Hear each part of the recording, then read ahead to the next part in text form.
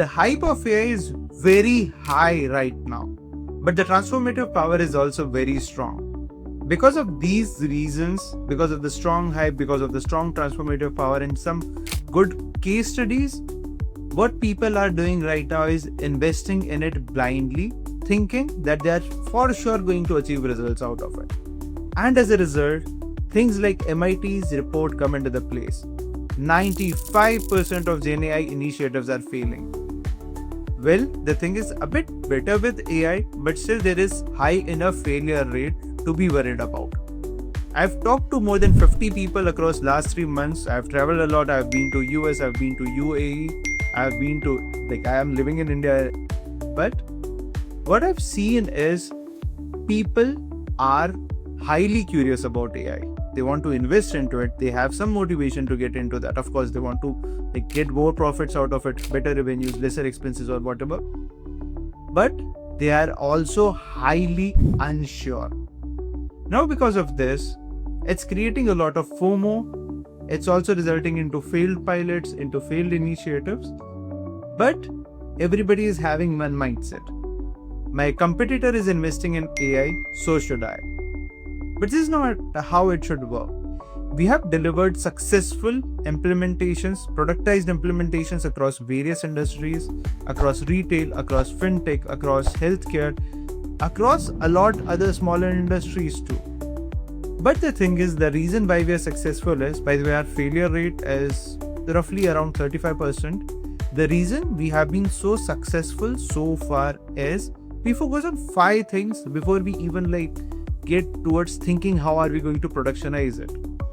We focus on the problem first. We have a pinpointed focus towards what the problem is and making sure we double down on it.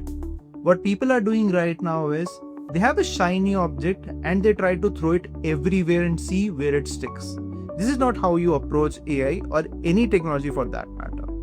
The second thing that we focus on, once you have a problem, we define what success is looking like for you.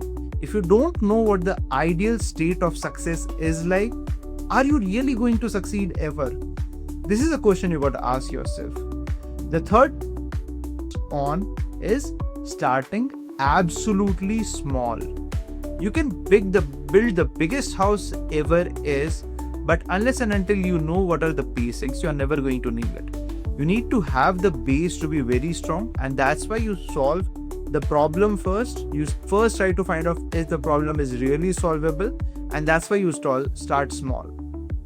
The fourth thing that we focus on is, are the systems and the data platforms for this organization really supporting AI or not? If they're not, we have to transform those two before we get to AI. In most of the cases, when we are trying to fit in a AI solution, what I have seen is the problem is not with AI, or the problem can't be even solved with introducing AI, but with improving the data platforms and the systems associated with the company. The fifth is having a better roadmap than just we are going to productionize AI. So you need to know when are you going to solve a problem, what your objective is with it. Then what would be the next step? How are you going to work on the data platforms? How are you going to improvise the data pipelines? When are you going to think to even productionize it? You need to have these questions answered before you even start doing a lot of big initiatives in-house. Of course, AI starts with experimentation. You might not know all the answers on the day one, but unless and until you have a mindset which focuses on increasing clarity, you're not going to succeed with AI. If you want to start with AI, if you want to start with a shiny object, you have zero clarity and you still invest a lot into it, your company or your AI initiative fails, and that is your problem and you're responsible.